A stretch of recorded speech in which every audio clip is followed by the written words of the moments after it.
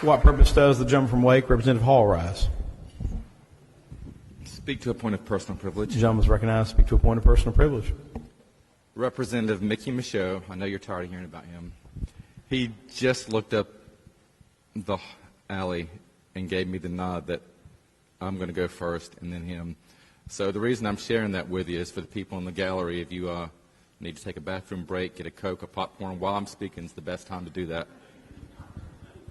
Because I'm at the very least self-aware enough to recognize that me leaving the legislature so pales in comparison. I probably shouldn't say a word, but I would like to share a few memories and say goodbye to a few friends. Jeff Collins just looked at me, and he spoke first a couple of days ago, and he said that what he's going to miss the most are the relationships, the people. And I think he hit the nail on the head, because if you listen to every speech since then, it's all been people talking about their friendships here and the people they've gotten to know. Based on my first experience in the legislature, I really didn't think those relationships would have as big effect on me as they did. I mean, I voted. I see Torbert looking at me. I voted against that helmet bill because I love video so much, and I wanted to protect you.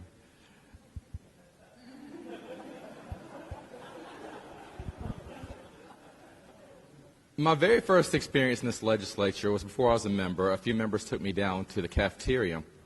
There was about 3 or 4 of us. I don't remember everyone that was there, but it was Becky Carney and Linda Stevens. And they took me around the cafeteria, and they were pointing out, this is a Democratic section, this is a Republican section, this is a Black Caucus table, this is a Senate table. And I burst out laughing because I thought they were just pulling my leg and messing with me. I'll look at me, no, seriously. It's just like junior high school. So I thought I was going to be the person to break that. For the first month here, every day I sat on your side, right in the middle, and everyone was sweet and nice to me, brought me in. Eventually, someone leaned over and said, Dwayne, you know we can't talk while you're over here. So I realized it kind of worked like a little bit of an informal caucus. You could talk about issues. And to be honest, so I got the message. I went back over to my side. But I enjoyed it a lot more, to be honest, because I could go over there and really talk crap about you guys the whole time. So my first speech on this floor, I think, was even less successful. It was the first day we were arguing something as innocuous as the rules. So my only experience is I'd been a recent trial attorney.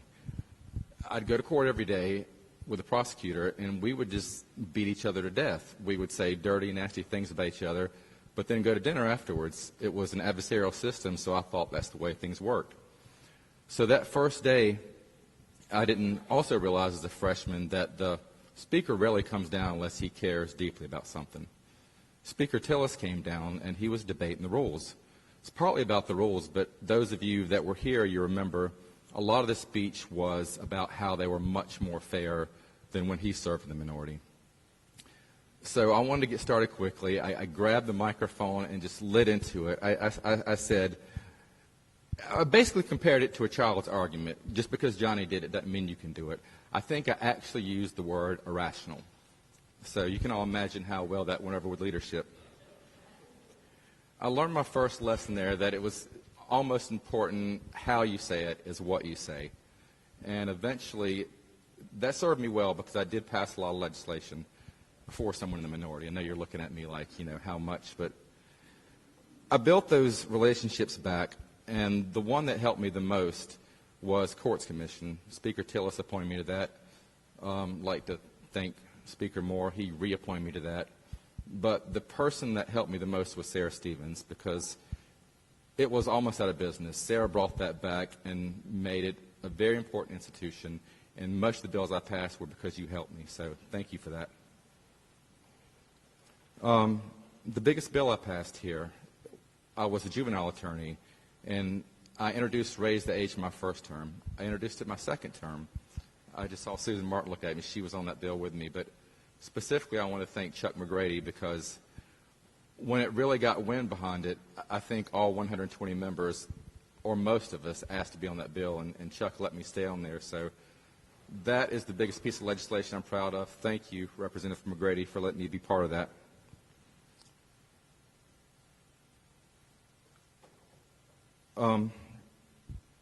Again, it's the relationships I'm going to remember the most. Some of them you would expect, like Yvonne Holly. When she smiles, you can't help but just love her, and she's been so good to me. I hate to play favorites, but you're my favorite.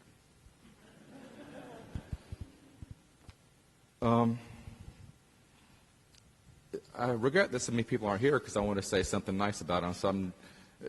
Evelyn Terry is the other one. She was my seatmate for years, and I loved her so much. Even though she wouldn't call me by my name, she would only call me Dennis the Menace for years.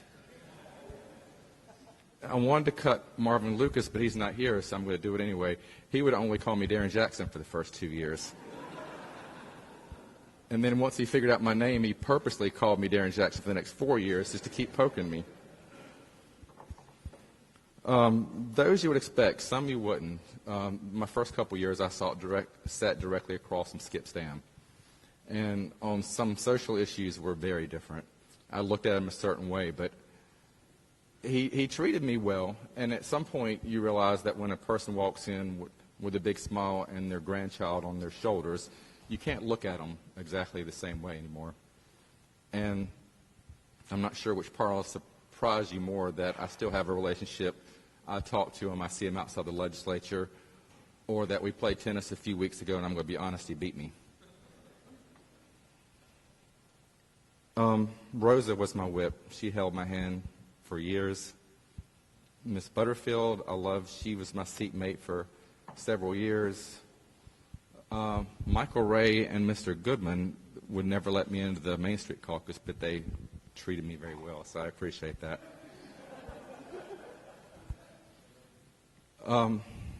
Kelly Alexander is sitting next to me.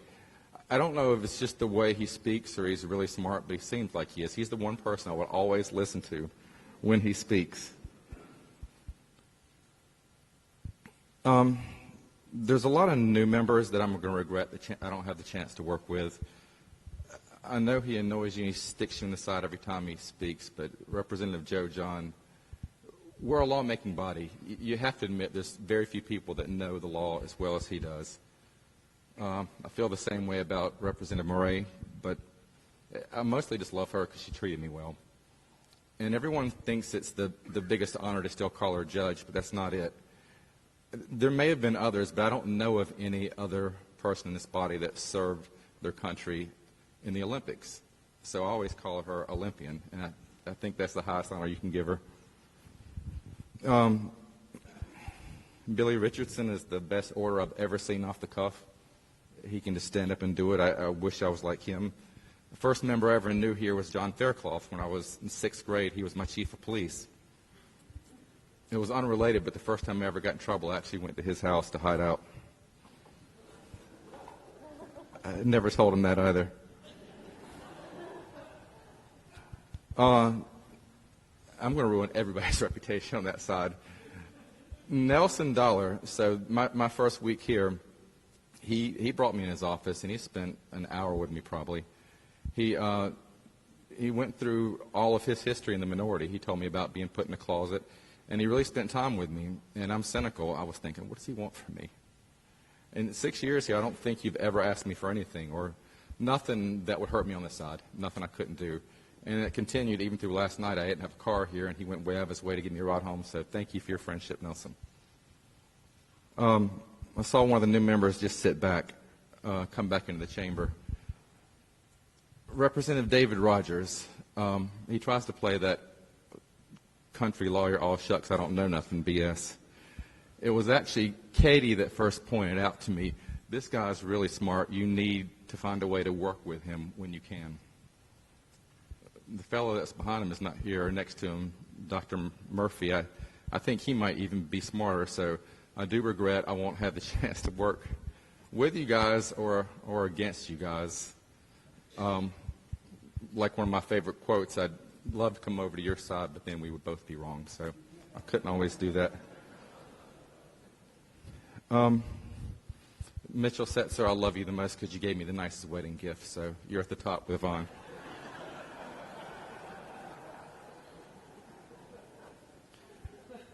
Robert Reeves is really my role model. I love him as well, but very specifically, I'll tell you why.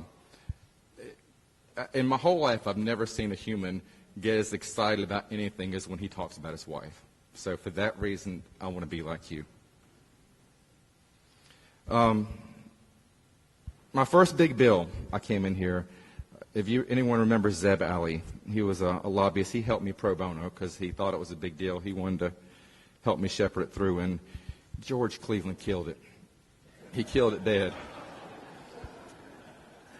I think it was the rules chair, Tim Moore, I went to ask for help, and I hope it doesn't make Mr. Cleveland mad, but he helped me. He moved it over into Julia Howard's committee.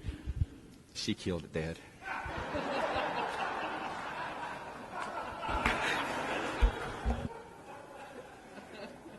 The United States Senator Richard Burr called down here and said, I want that bill heard. I think Julia said, I'll take it under advisement, and she killed it dead again. The reason I've mentioned those two, because even when they're on the opposite side like that, those are two that I respect so much for integrity, good government, doing things the right way. Although I have to say I particularly appreciate Cleveland doing it more when he's sticking it to your side. There's a lot of people in here I've respected over the years. I just want to briefly mention two. I know you're all tired of hearing about Mickey Michaud. I'm going to do it briefly and try and do it in a different way. I first got excited about politics in a 9th grade civics class, and yes, it was the civil rights section, which I didn't understand why for a long time because I'm clearly not black. But I did grow up with a single mom. I grew up poor, and I kind of felt powerless, marginalized, and it was just something about that class. It made me think politics, you can change the world. I mean, you really can change so much. And then I came here and I got to sit next to the guy that just gave me a nod over there. And you've all heard about his civil rights past, but politics wasn't my first love. My first love was basketball. Jeff just laughed again. He actually got to play with my first hero, Phil Ford. I was convinced I was going to be an NBA star. There's one thing that stood in the way, and I won't give you that worn out line that my mom married a short man. That it had nothing to do with it. The real problem was I just really wasn't that good. But I found out Mickey would come to the cafeteria at 7 in the morning. I hate mornings, but I would get up and try and make it there to sit and listen to him tell stories. So I love basketball. For anybody that knows, the person that won more NBA titles than anybody in history, I think it's 10 plus he coached one, was Bill Russell. He didn't just meet Bill Russell. He spent hundreds of hours with him, driving around the country, working on things, and he would sit and share those stories. That's the kind of thing that I'm going to miss the most not being here. The second sport I was also equally bad at was tennis. He was a tennis champion that actually played with Althea Gibson and Arthur Ashe. All right, no more Mickey until it's your turn. The last person I'd like to talk about is not with us anymore, and it's Representative Paul Luebke. My uncles Charles and Billy were plumbers, and my aunts Ann and Edith were seamstresses. My mom worked a couple jobs. None of them went to college. I'm pretty sure none of them graduated high school. None of them had health insurance, as far as I know. I'm going to make one short diversion, just political, to say that my biggest disappointment being here over the 6 years was that we didn't expand Medicaid. I understand now there's another path, not the one I would have chosen, but I do hope that's something you guys continue to look at. But Paul Luebke, everyone that knows him understands that any time a bill or an amendment came up, he knew exactly how it affected poor people. He knew exactly how it affected working class people. So he was the other person here that I would always call when I had a question that had the most effect on me.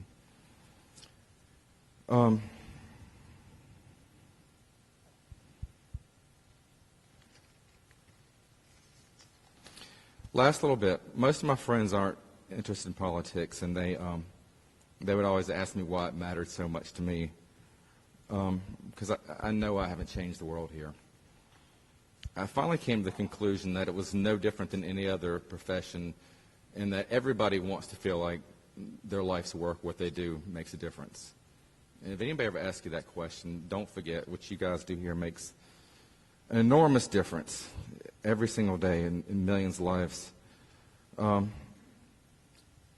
like to end with the best quote that I've ever heard in this building. Once I was absolutely certain I'd found the love of my life, the first person I went to talk to, one of them, was Representative Linda Johnson. She knew what I was going to say because she just turned around. The reason I went to talk to her is because I knew she knew her better than most of the members here. She knew Katie better than most of the members here, who's sitting up there videotaping right now. So, Mr. Speaker, I'd like to thank you, because I'd like my very last words on this floor to be an exact Linda Johnson quote, because that's what means the most to me. Linda grabbed me by the hand. She looked me in the eye, and she said, "Oh, my, Katie is as beautiful inside as she is out." Thank you.